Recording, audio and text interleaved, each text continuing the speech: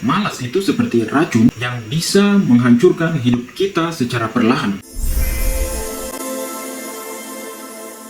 Kita akan membahas topik yang tidak asing lagi, yaitu rasa malas. Pesan ini khusus untuk generasi muda Papua. Ya, rasa malas bisa menjadi musuh terbesar kita jika kita tidak tahu kalau kita orang tak tahu cara menghadapinya. Jadi pastikan kalian nonton sampai dengan selesai, karena kita juga akan membahas bagaimana cara mengatasi rasa malas dan menjadi pribadi yang lebih produktif. Rasa malas adalah musuh yang diam-diam merusak kita tanpa kita sadari. Malas bisa menghalangi kita untuk mencapai impian dan tujuan hidup kita. Mari kita bahas lebih lanjut tentang topik ini. Kita semua pernah mengalami rasa malas dan sering-sering rasa malas, terutama generasi muda Papua. Tentu tidak semua, tapi saya yakin ini adalah mayoritas ya. Entah itu saat kita harus menyelesaikan pekerjaan, belajar untuk ujian kah, atau hal-hal sederhana seperti misalnya membereskan kamar, atau misalnya sapu halaman, sapu rumah, sapu kamar, bersihkan kamar ya. Tapi tahukah kalian, do you know atau did you know bahwa rasa malas bukan hanya tentang tidak melakukan sesuatu. Malas itu seperti racun yang bisa menghancurkan hidup kita secara perlahan. Dia pelan, santai. Oh, enak sekali, nikmat, santai, pelan. Tapi kemalasan itu justru membuat kita tidak produktif. Jadi dia pelan-pelan bunuh kita untuk semangat, bunuh kita punya kreativitas. It kills our creativity. Jadi malas seringkali dihubungkan dengan rasa nyaman. Apalagi misalnya habis makan, pegang HP, atau mungkin bersandar di taruh bantal, atau ada angin, misalnya angin di bawah pohon yang lindung rintnya, ada angin menghembus tiup yang sepoi-sepoi, dan you merasa santai, tenang, ya itu nyaman sekali. Atau sudah duduk di kursi, atau mungkin anak-anak Papua biasanya nonton bola. Itu kalau sudah nonton bola itu dia bahas semua, tapi dia lupa dia harus belajar, besok ada ujian, atau banyak hal ya, dalam banyak hal. Nah, sehingga ketika kita terlalu nyaman, kita cenderung menunda pekerjaan, atau bahkan tidak melakukannya sama sekali ya. Nah, dan inilah yang membuat malas menjadi musuh besar kita, besar sekali. Kalau anak-anak Merauke bilang musuh balap, ini di angkatan saya dulu ya. Kalau adik-adik sekarang mungkin langsung tidak pakai kata balap, bukan ya, ini musuh besar. Jadi mari kita lihat mengapa malas bisa menjadi musuh yang berbahaya. Nomor satu, malas bisa menjadi musuh yang berbahaya karena menghambat pencapaian tujuan.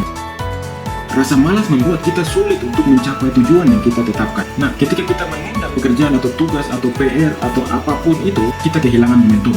Karena kadang-kadang otak kita ini, dia butuh momentum. Ada momen, ada semangat tertentu. Kayak harus ada yang trigger, harus ada yang memicu kita untuk melakukan. Ketika ada semangat datang, saat itu lakukan. Jangan tunda, momennya nanti berganti, berubah. Rasa malas datang lagi. Nah, dan ini membuat kita semakin jauh dari tujuan kita. Kalau kita sudah kehilangan momen, maka sudah waktu yang bagus kita semua. Kemudian nomor dua adalah menurunkan produktivitas. Banyak sekali anak muda Papua yang harusnya usia kerja, usia produktif, punya pekerjaan, ya, punya kehidupan yang sukses, namun sulit mungkin ya hanya karena rasa malas belajar. Ya, malas juga berdampak pada produktivitas kita. Jadi waktu yang seharusnya bisa kita gunakan untuk bekerja atau belajar malah terbuang percuma karena rasa malas. Barangkali kalau kau main game, ya kau main game, kau semangat, kau lupa. Ada misalnya kau sudah rendam pakaian, ya akhirnya sudah sore, besoknya baru kau cuci, ya dan seterusnya, tunda ya. Bahkan kalau malas sekali itu bisa rendam pakaian berhari-hari, berminggu-minggu ya. Itu contoh. Saya yakin Anda yang nonton ini sudah rajin sekali, tidak pernah ada rasa malas. Tolong video ini di-share kepada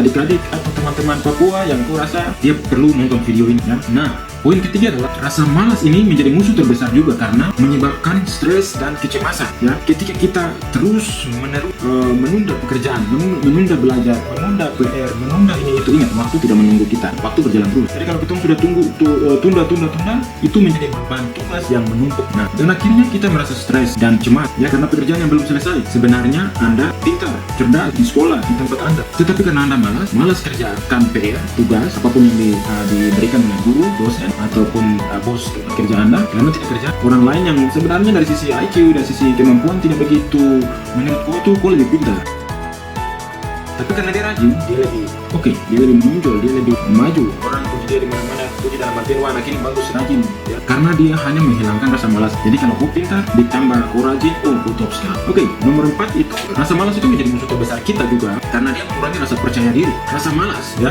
juga bisa mengurangi rasa percaya diri kita. Ketika kita tidak bisa menyelesaikan tugas dengan baik, kita akan merasa tidak mampu, orang lain akan merasa tidak mampu, tak bisa, akhirnya berdampak buruk pada self esteem kita, yaitu rasa percaya diri kita hilang. Padahal kita mampu, kita bisa, tapi hanya karena barang ini nih malah akhirnya orang menganggap kita tidak bisa. Itu kita sudah hilang momentum itu. Orang sudah tidak percaya kita, wah ini masalah. Akhirnya kita menjadi inferior, tidak percaya diri. Mungkin cewek yang Anda taksir dia lari, orang lain ambil barangkali. Nah itu contoh ya. Jadi setelah kita tahu betapa berbahayanya rasa malas bagi generasi muda Papua, ini pesan khusus untuk generasi muda Papua ya, bahwa sekarang saatnya kita membahas bagaimana cara mengatasinya. Ya, tentu masing-masing orang punya cara untuk mengatasi, menghilangkan rasa malas itu. Nah, apa yang saya mau sampaikan ini belum tentu juga bisa berlaku untuk Anda, tetapi ya, alangkah baiknya nonton dan dibagikan kepada adik-adik yang membutuhkan ya. Ini tinggal share saja ya, karena kita sebagai orang Papua kita harus saling mengingatkan bahwa tidak perlu kita menyalahkan orang lain di luar sana tentang keadaan yang ada dalam hidup kita, kondisi kita, tapi kita introspeksi diri ya, kita harus tampil beda. Nah jadi tidak ada yang salah dengan rasa malas itu manusiawi, itu sudah biasa. Tetapi jika kita membiarkannya mengendalikan hidup kita, kalau malas mengontrol kita punya diri, itu bisa menjadi masalah besar. Ya, nona dapat suami yang pemalas, cowok-cowok dapat istri yang pemalas yang tidak bisa masak, atau suami yang tidak bisa masak. Waduh, ini bahaya sekali untuk generasi muda Papua. Berikut adalah cara efektif yang menurut saya mampu untuk mengatasi rasa malas. Pertama, tetapkan tujuan yang jelas dan terukur. Ketika kita memiliki tujuan yang jelas, kita akan lebih termotivasi untuk mencapainya. Pastikan tujuan Anda spesifik dan terukur agar lebih mudah untuk diikuti. Jadi harus tujuannya jelas. Intinya aku kasih jelas, kau tujuan, kau mau apa. Misalnya kau mau memiliki mobil, ini contoh. Nah jangan mobil saja, harus lebih spesifik. Misalnya saya mau mobil, misalnya Pajero, misalnya harus lebih spesifik. Warna apa? Warna hitam ke putih, harus jelas. Dan mau tahun berapa, dengan cara apa kau bisa memperolehnya, harus dijelaskan supaya kau ada motivasi. Jangan sampai lupa kau tidak punya tujuan yang jelas, akhirnya malas terus. Yang kedua adalah buat daftar prioritas yang utama. Oh saya tahu, kau bisa melakukan semua hal, kau sehat, kuat, apapun yang orang bilang kau lakukan. Tapi ingat, yang prioritas untuk kau punya kemajuan, kau punya kebaikan, kau punya progres 5 tahun lalu kau ada di mana, 5 tahun ke depan kau mau ke mana. Pekerjaan yang kau lakukan itu dia membawa kau ke cita-cita 5 tahun ke depan, atau justru membuat kau tetap jalan di tempat. Jadi buat daftar prioritasnya, jangan jadi seperti panitia umum, mau lakukan semua, ke sini dipanggil ke sana, ya semua orang sering lakukan juga, datang kegiatan ini lakukan, akhirnya banyak waktu yang terbuang. Jadi harus fokus. Oh tentu menolong orang lain itu kegiatan yang positif, tapi ingat kau harus tolong kau punya diri juga, jadi harus prioritas. Yang ketiga adalah pecah tugas menjadi bagian yang lebih kecil. Misalnya saya sedang menulis research proposal ya, dalam research proposal itu ada banyak bagian, salah satunya adalah literatur review. Nah ini kita tidak bisa tulis satu kali dari awal sampai akhir. Saya pilih dia mana yang saya mau tulis duluan, literatur review kah, atau introduction kah, atau theoretical framework kah, atau misalnya metodologi kah. Itu harus dipecah-pecah karena waktu ini singkat, tetapi juga banyak godaan dalam artian gangguan. Kita di Indonesia ini hidup seenaknya, orang ada belajar di sini sebelah ada